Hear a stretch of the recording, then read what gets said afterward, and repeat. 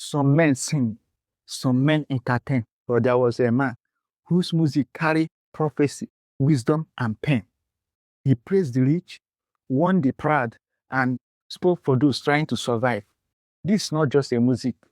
He was born in 40s, rose to fame in 70s, and recorded almost 100 albums. But beyond music, who is this man? How did he rise? What are the controversies surrounding him? And how did his life end? What is really the advice or what he has to say before he died? This is what we are going to discuss on this topic. Welcome to Old School Nigerian Music, where we don't just listen to songs, we understand them. Today, we want to tell you a story of a legend, a crown king of highlife, Oliver De Coque. How he rose and what caused his downfall. Don't skip any part. In fact, the last part will marvel you. If you are new to this channel, kindly subscribe and also turn on the notification so that whenever we drop similar topic like this, you'll be the first person to watch it. Thank you. Oh yeah, let's go there. Club of Nigeria,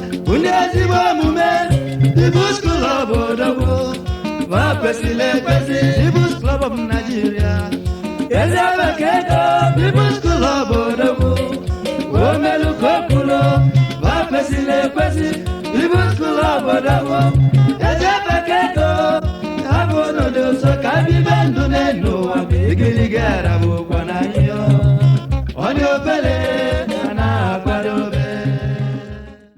Chief Dr. Oliver Sunday Akanite, aka Oliver De Coque, was born in 14 April 1947 in Ezinipite, Nnewi South Local Government Area, Anambra State, Nigeria.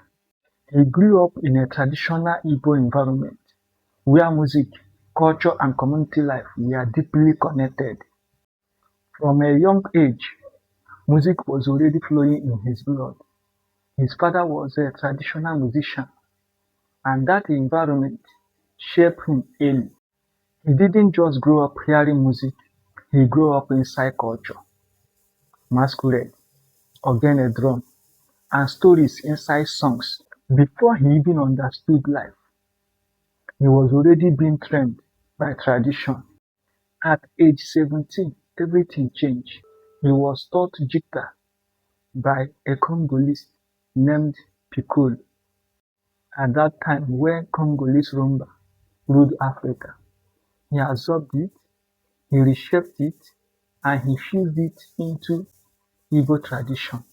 So I will say this is not an imitation. This is what? Innovation. Let's listen to him. I started playing music when I was 17. There I was taught how to play guitar by a popular Congo guitarist called Piccolo. Now let's talk about his struggles before greatness. In the mid-1960s, he was everywhere with the television stations, the local band, and the nightclubs.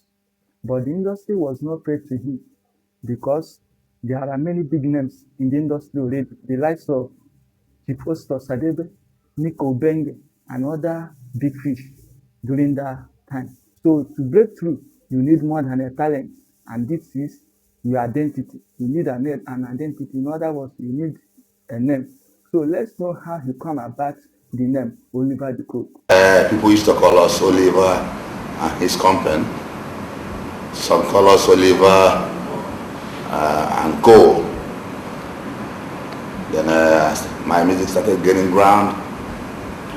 I started picking up day by day. Some fans started to call me Oliver De Coque.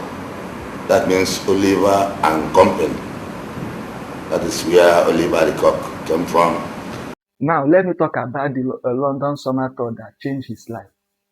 Oliver joined the Moonlight Stars band in 1973 under Sunday Agbola. Luckily for him, they were preparing for a summer tour in London. And luckily, or fortunately for him, he was selected among the people that will travel. From there, he wrote to his parents, Oliver, writing from London. So it was an impression, something that motivate him, expose him, and make him to be encouraged. And one thing that make the event a turnaround is the fact that there are many that Sunday Agbola took to London, about 10 or 12 of them. But it was Oliver and one or two that was able to follow him back. Others did not return back. And it was a surprise to Sunday Agbola that even looking at the tribal differences, because most of the people he carried was from his tribe Yoruba, and discovered that this commitment of somebody that he was least expected, because people encouraged him not to even put him following the tribal um, issues in our current country. So, but the man put him as part of the people. But Oliver surprised him by showing commitment through his return. And this made the man to be impressed, and he blessed Oliver as a committed servant. Also, it was Sunday Agbola that introduced Oliver to Urumo Records, where Oliver made his first album.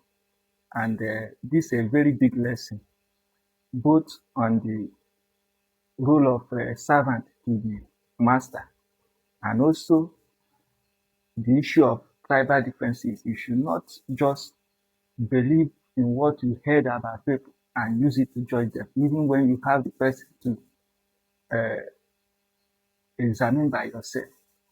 So another thing is this: as people, you should not give up on your plans, because that thought alone, where people think that it was not possible to many in Nigeria during that time. But to Oliver, it was a transformation that bring about more hope, and that made him to believe that he can really do something for his life. Despite his travel to London, success was still far. I will tell you why. He went from studio to studio and got rejected. He faced closed doors in his career. But the next thing that happened will shock you. That's why we advise, no matter your challenges in life, don't give up on your vision and your career. Let's see what happened next. First album under Olumo Records level, it was miraculous because initially, before I entered the studio, I started going from one recording studio to the other. I happened to know Chief Alhaji Olatunde Yusuf, the chairman managing director of Olumo Records Limited. When I was playing with Jacob Oluwole, who happened to be one of his artists, with Dela Biodo. So I approached Olumo that I have a song to be recorded. He asked me if I have some voice. I said no. You have musical instruments? I said partly. What do you want from me? I said I need some money. I think he gave me about £2.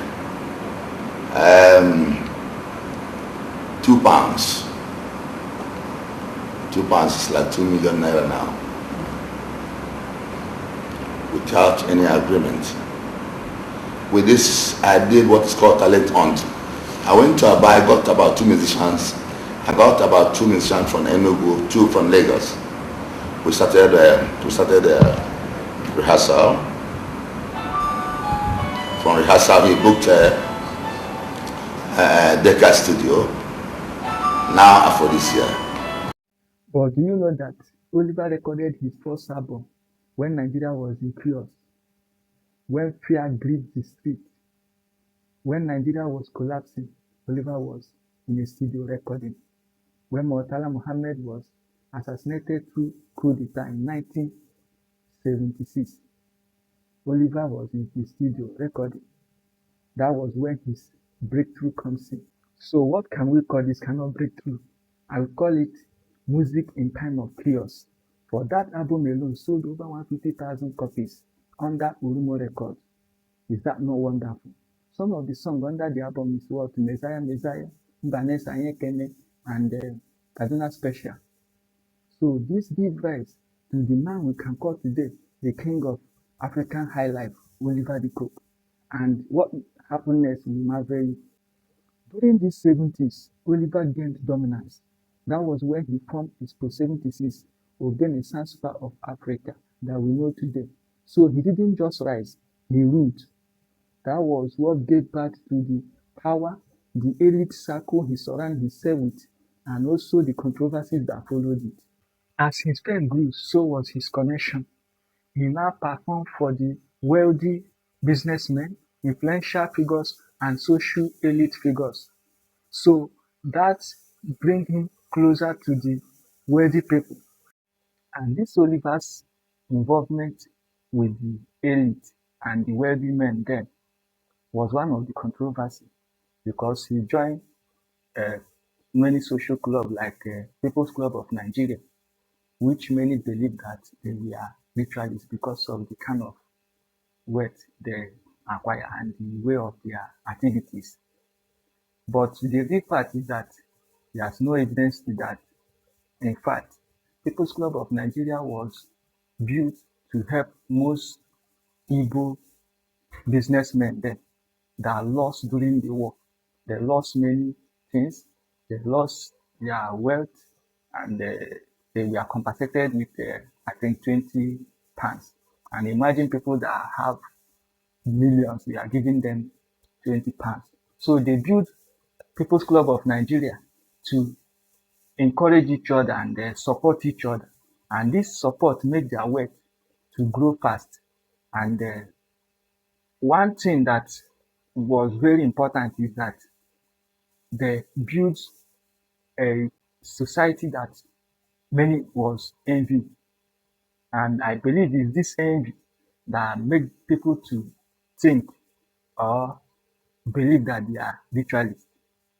Because in fact, there's an adage in Igbo that say, "Nwata kpakaria ibe ya na nkụ, ha sị na ọ kpara ya n'ajọ ọhịa."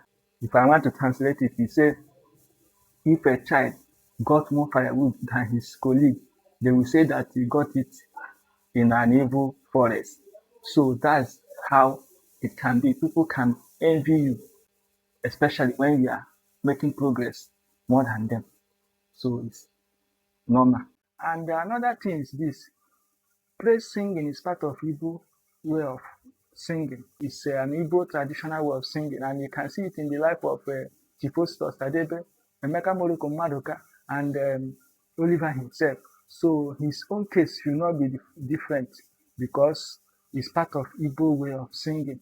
And these are the things that people was seen as a controversy that surround Oliver De Coque.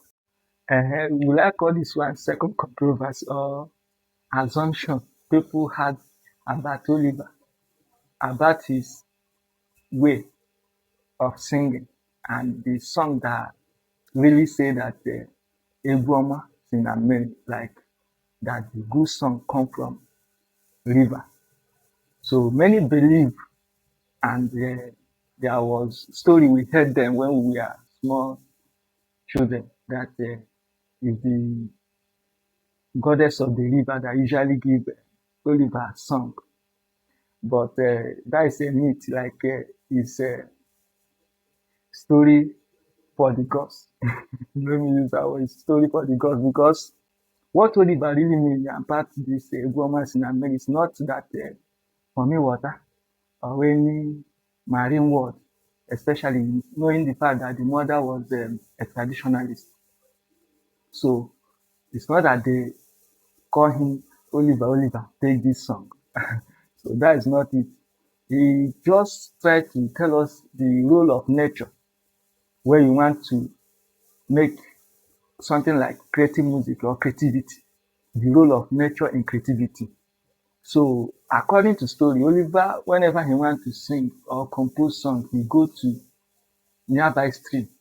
So it gives him more inspiration, more motivation, and more ideas. And some event that happened in the river or the sand he got from there, he used it to compose song. And This how it happened. So he's trying to tell you that in quietness, you will get many things. So going to the river is a way of building calmness and peace so that he can concentrate in order to come up with something very tangible. So it's not that he was trying to praise goddess of the river, or maybe he's trying to say that goddess of the river will call him and say, Oliver, come and take this song. That's not the fact. Even if he's involved in marine worship, that's up to him. But I want to just clear the fact that it's not fairy tale. It's just a fact that he like being in a nearby place like a river whenever he wants to compose a song. Let me add another interesting controversy or assumption people had about Oliver, especially in the area of ritualists. When we are small, we have this assumption of the assumed ritualists having one uncompleted building or another. And the belief is that once they finish it, they will die. So in the case of Oliver, we have similar story about that. In fact, as we are speaking, if I'm not mistaken, Oliver's house have not been fully furnished. So that is also an avenue that gave people more leverage to verify their assumption. But in the real fact, according to the major information from the resource, Oliver don't really have time for those commitments on the infrastructure or something like that, because he travels a lot. And musicians anywhere can be home because they live in expensive hotels and all those flashy life outside. So most of them that are not into that commitment of building house and making people to see that you have never been able to do this. Like in the case of Oliver, it may not be necessarily important to complete a house, or he has his plan then before his death. But the fact is not really attached on the ritual involvement or ritual assignment, as people have already assumed or said. Let's talk about his family. Oliver is a committed and responsible father. He married about 4 wives and has 11 to 12 children, and almost all of them are into music. And you know the likes of Oliver De Coque. Yes, the first son, which is Oliver De Coque, the Jimmy. We have Edu De Coque, we have Darlington, we have Solar De Coque. So all of them are Oliver's children, and he's really fulfilled when it comes to family. And he lived a life of affluence and cultural pride, man. Now let's talk about his final days here on earth and the sudden death, which has its own controversy. But I don't want to dwell on that because, like Osadebe will say, whatever you do, people must talk. And I will say it's up to them. But one major fact is that Oliver died on the 20th June 2008 of undisclosed illness. But from the family source, he was diabetic and also high blood pressure. And combined together, can conclude that he died of cardiac arrest. So what matters now is the unfortunate death of an icon, a legend, and it's a big gap in the history of Nigerian music, especially where Igbo highlife is concerned. So it's a very big loss, and we believe that his death is a very painful thing, both to all of us in Nigeria, Igbos, and to the family. Since 2000s, highlife have faded from the mainstream, but legend doesn't disappear. They only what evolve. So for most of us that trust in the message and the music of people like Oliver De Coque, we still believe that it's still relevant in our society despite the current situation. And Oliver is a good example. A boy of 1947, a village boy, by 2008 he became a continental legend. It's wonderful and it's an encouragement to all the upcoming artists to never give up on their dreams, to focus as he has advised. He said that what every upcoming artist should be what? Should be disciplined, should be consistent, and also learn at least one instrument so that you can help yourself even when the road is becoming very tight for you. So as an upcoming artist, if you never give up and you remain consistent and you discipline yourself, you'll be celebrated like Oliver. My advice for upcoming musicians is concentration. Every upcoming musician should try to learn one instrument or the other, one musical equipment or the other. You either be a guitarist or be a keyboardist, so that when composing, you know where you are going to. Either you want to sing on C, key C, consonant, or G7 or F. Everybody can carry microphone and sing. But the question is, can you know where you are going?